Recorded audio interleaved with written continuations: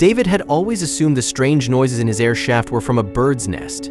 The continuous rustling and occasional flutters suggested something common, or so he thought. Armed with a flashlight and brimming curiosity, he decided to investigate the source of the disturbance. Little did he know, this was the beginning of a revelation that would shake him to the core. But before we start, smash the like button and make sure to subscribe if you haven't, and hit that notification bell so that you won't miss any new stories. At one point, David had enough. He was listening to the evening radio while cooking his dinner when he suddenly heard the rustling sounds again. He immediately turned the music down and listened carefully. He almost held his breath, so silent was he. He stared at the air shaft for minutes until he finally heard the sound again. "Gotcha," he said as he walked over to the spot where the noise had come from. He was certain this was the right spot, which was a bit strange, as it wasn't close to the side of his house. Confused and intrigued, David decided to walk around his house to find the entrance to the air shaft. As he stood outside his house, he quickly walked to where his kitchen was, as that was where he had heard the noises. But when he arrived, he realized the entrance to the air shaft wasn't even there. How is that possible? He thought. He could have sworn the sound had come from the kitchen. David was getting more and more confused by the minute. So, the possibility of it being a bird was getting smaller by the minute. David literally scratched his head as he looked at the air shaft. There used to be a little roster to keep the animals out, but that was now covered in dried grass and some kind of fluffy material. It actually really looked like a nest now that he looked at it more, but it couldn't be, could it? He quickly went back to his kitchen to get a garbage bag and some gloves. He had to clear away the grass and fluffy material, but didn't want to touch it, of course. He began to grab clumps of the strange fluffy material and stuffed it in his trash bag. Who could have done that? He was sure he wasn't the one. Knowing he couldn't stop until everything was removed from the air shaft, David kept going. He filled almost the whole trash bag and even had to get a big spoon from his kitchen to reach deeper into the air shaft. But even after that, there was still stuff inside that he couldn't reach. David knew he couldn't do this on his own. He had to call someone. But who? Then he suddenly thought of something. Maybe the company that installed his air shaft could help him. He quickly looked up the company name and called them. David called the company, full of confidence they would be the ones to help him, but they told him to try somewhere else. They told him it wasn't their job to deal with strange sounds coming from the air shafts. Try animal control, they said, and they hung up the phone. David sighed. He wanted to be angry, but that actually was a really good idea. David quickly looked up the number online and called animal control. It didn't take them long to pick up the phone. This time they told him he had called the right place. But it still didn't go smoothly. You see, it was fall, and during fall, it was crazy busy at animal control. Many people called them daily about bird nests needing to be removed or squirrel nuisance. They told David they could be at his home in about 2 hours. He wasn't going to wait that long.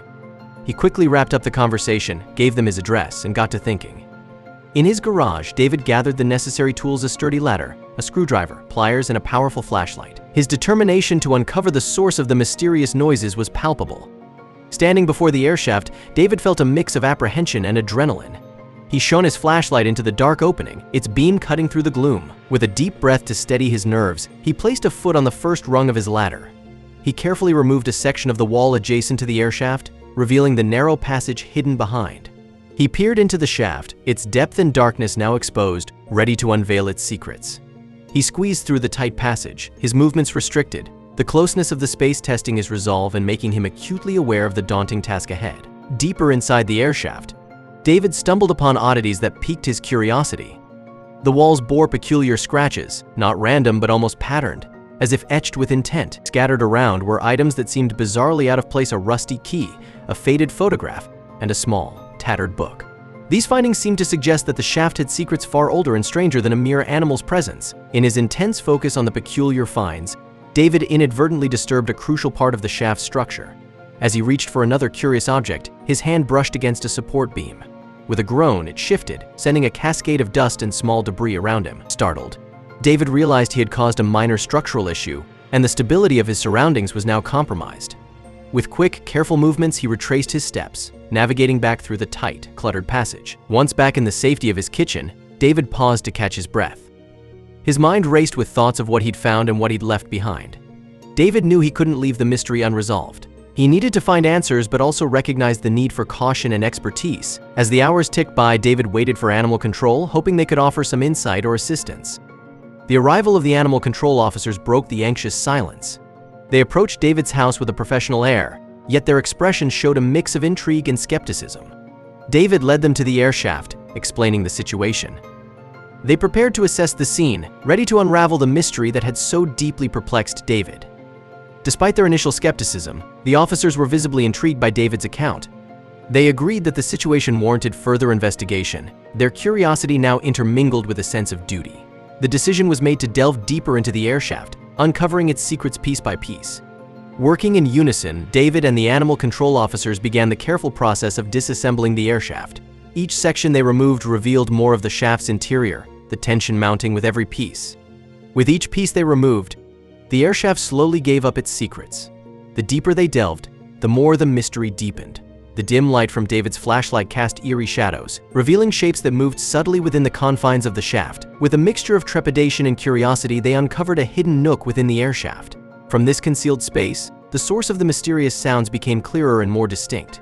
What creature could be residing in this hidden corner of his home? As they peered into the nook, the mystery unraveling before their eyes was heartwarming. Nestled in a makeshift nest, a litter of tiny kittens lay huddled together, their eyes barely open.